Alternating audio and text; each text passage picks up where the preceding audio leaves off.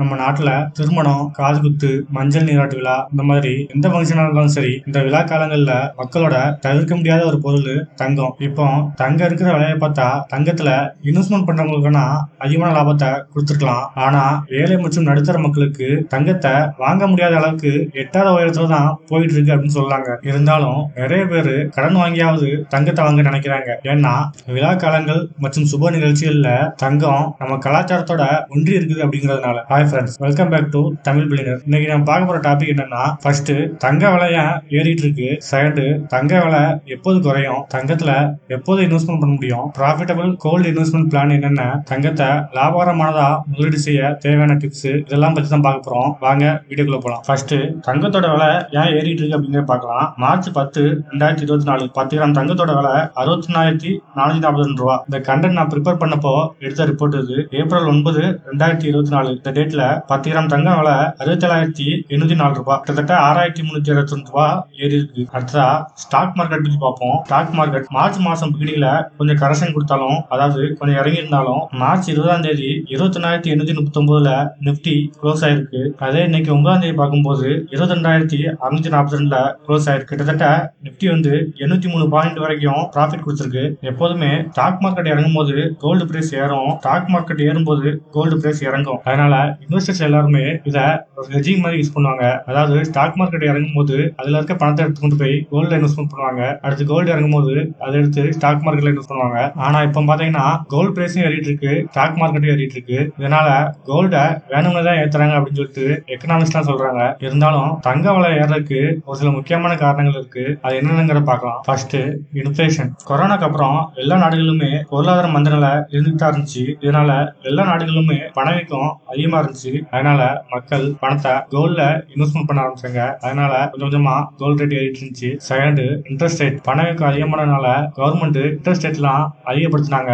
Interest rate அதிகமானனால விலைவாசியும் அதிகமாயிடுச்சு. விலைவாசி அதிகமாயிட்டே இருந்தா பொருளாதாரத்துல பெரிய அளவுல முன்னேற முடியாது அப்படிங்கறதுனால கவர்மெண்ட் கொஞ்சம் கொஞ்சமா இன்ட்ரெஸ்ட் ரேட்டை குறைச்சாங்க. அந்த மாதிரி இன்ட்ரெஸ்ட் ரேட் குறைக்கும் போது பேங்க்ல எப்படி இன்வெஸ்ட்மெண்ட் பண்ணாங்களாம், இன்ட்ரெஸ்ட் ரேட் கம்மியானனால அவங்க அந்த பணத்தை எடுத்து கோல்ட்ல இன்வெஸ்ட்மெண்ட் பண்ண ஆரம்பிச்சாங்க. அதனாலயும் கோல்ட் ரேட் ஏறிட்டே இருந்துச்சு. மூணாவதா டாலருக்கு எதிரான இந்திய ரூபாயின் மதிப்பு தொடர்ந்து வீழ்ச்சி அடைஞ்சுக்கிட்டே இருக்கு. இப்போ 83 ரூபாய் 17 காசு கொடுத்தாதான் ஒரு டாலர் நம்ம வாங்க முடியும். இந்த மாதிரி தொடர்ந்து வீழ்ச்சி அடைஞ்சுக்கிட்டே இருந்ததுனால இதனாலையும் கோல்ட் ரேட் ஏறிட்டே இருக்கு. அடுத்ததா fourth international political reason. Russia Ukraine போர் இன்னும் முடிவுக்கு வரல. அடுத்ததா இஸ்ரேல் பாலஸ்தீன போர், அதுவும் இன்னும் முடிவுக்கு வரல.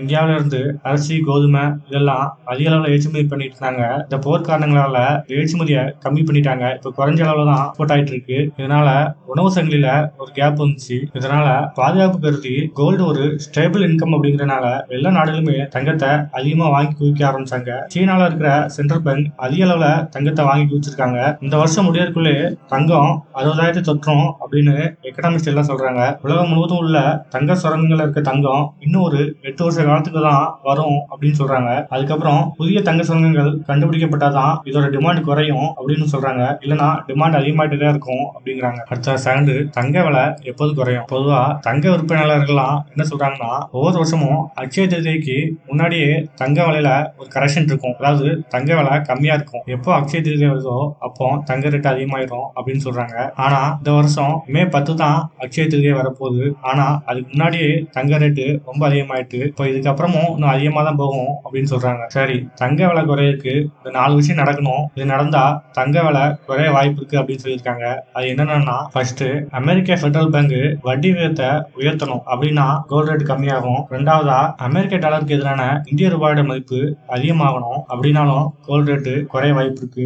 மூணாவதா சீனா போன்ற உலக நாடுகள் அதிகமா தங்கம் வாங்குறத நிறுத்தணும். நாலாவதா புதிய தங்க சுரங்கங்கள் கண்டுபிடிக்கப்பட்டு தங்கங்கள் அதிகமாக தோண்டி எடுக்கப்படணும். இந்த மாதிரி நடந்தா தங்க விலை குறையக்கு வாய்ப்பு அதிகமா இருக்கு அப்படின்னு இருக்காங்க. ஆனா இந்த சார்ட்டை பாருங்க, இது ப்ளூம்பர்க் வெப்சைட்ல எடுத்த சார்ட். இந்த நியூஸ் டைம்ஸ் ஆஃப் இந்தியால இருந்து வந்துருச்சு. இதுல பாருங்க, கோல்டு பிரைஸ் மேல போயிட்டே இருக்கு. ஆனா கோல்டு இடிஎஃப் எண்ணிக்கை கம்மியாயிட்டே இருக்கு. இதுல இன்வெஸ்டர்ஸ் இதுக்கு முன்னாடி வாங்கி வச்சிருந்த கோல்டு இடிஎஃப் இப்போ லாபம் அதிகமா வந்ததுனால வித்துட்டு வெளியே போயிட்டு இருக்காங்க. இவங்க இந்த மாதிரி ப்ராஃபிட்டை புக் பண்ணிட்டு வெளியே போனா கூட தங்க விலை மேல போயிட்டே தான் இருக்கு அப்படிங்கிற இந்த சார்ட் தெளிவா காட்டுது. இது ஒரு வினோதமான விஷயம் அப்படின்னு சொல்லி ETF ஸ்டோரோட பிரசிடென்ட் நட்டே ஜெராசி சொல்லியிருக்காரு. அடுத்த தேர்டு, கோல்ட்ல எப்போ இன்வெஸ்ட்மெண்ட் பண்ணலாம். இன்னும் 1ல இருந்து 2 வருஷம் வரைக்கும் தங்கத்தோட விலை ஏறிக்கிட்டே தான் இருக்க போகுது. அதனால தங்கத்துல தாராளமா இன்வெஸ்ட் பண்ணலாம் அப்படின்னு சொல்லி எக்கனாமிஸ்ட் எல்லாருமே சொல்லி சொல்லியிருக்காங்க. அதனால உங்க போர்ட்ஃபோலியோல 10 to 20% வரைக்கும் நீங்க கோல்ட்ல இன்வெஸ்ட்மெண்ட் பண்ணலாம். அடுத்த ஃபோர்த்து, தங்கத்துல லாபகரமா முதலீடு செய்ய என்னென்ன திட்டங்கள்லாம் இருக்கு அப்படிங்கிறத பார்க்கலாம். ஃபர்ஸ்ட்,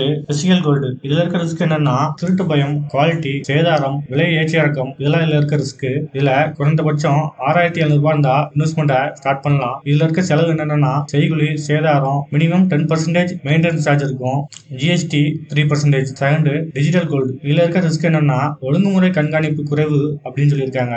விலையும் ஏற்ற இறக்கத்துல இருக்கும். இதுல ₹1 இருந்தாலே உங்க இன்வெஸ்ட்மெண்ட் ஸ்டார்ட் பண்ணலாம். இதுல இருக்க செலவு என்னன்னா ஜிஎஸ்டி 3%, ஸ்ப்ரெட் 6%. மூணாவதா கோல்டு ETF. இதுல இருக்க ரிஸ்க் தங்கத்தின் விலை ஏற்ற இறக்கத்துல இருக்கும். இன்வெஸ்ட்மெண்ட் ₹50 இருந்தாலே இதுல இன்வெஸ்ட்மெண்ட் ஸ்டார்ட் பண்ணலாம். இதுல இருக்க செலவு 0.5 இருந்து 1% வரைக்கும் சார்ஜஸ் இருக்கும். Fourth, gold mutual fund. இதுல இருக்க ரிஸ்க் தங்கத்தின் விலை ஏற்ற இறக்கம். இதுல ₹100 இருந்தாலே இன்வெஸ்ட்மெண்ட் ஸ்டார்ட் பண்ணலாம். இதுல இருக்க செலவு 0.6 இருந்து 1.2% வரைக்கும் சார்ஜஸ் இருக்கும். அடுத்ததா கோல்டு பாண்டு. இதுல இருக்க ரிஸ்க் என்னன்னா கவர்மெண்டோட நிதிநிலை திவாலாச்சுன்னா கஷ்டமாயிரும். இதுல குறைந்தபட்சம் 6700 இருந்து இன்வெஸ்ட்மெண்ட் ஸ்டார்ட் பண்ணலாம். இதுல செலவு எதுவும் கிடையாது. ஆனா இதுல லாக்கிங் பீரியட் 8 வருஷம். அடுத்ததா தங்கத்துல லாபகரமா முதலீடு செய்ய ஒரு சில டிப்ஸ். ஃபர்ஸ்ட், தங்கம் வாங்கும் போது 916 கேடிஎம் தரமுத்திரை இருக்கான்னு சொல்லி பார்த்து வாங்குங்க. இல்லனா நீங்க திரும்ப விற்கும் போது நீங்க நினைக்கிற விலையில விற்க முடியாது. செகண்ட், பயன்பாட்டுக்கு தேவையான அளவு மட்டும் பிசிக்கல் கோல்டு வாங்கிக்கோங்க.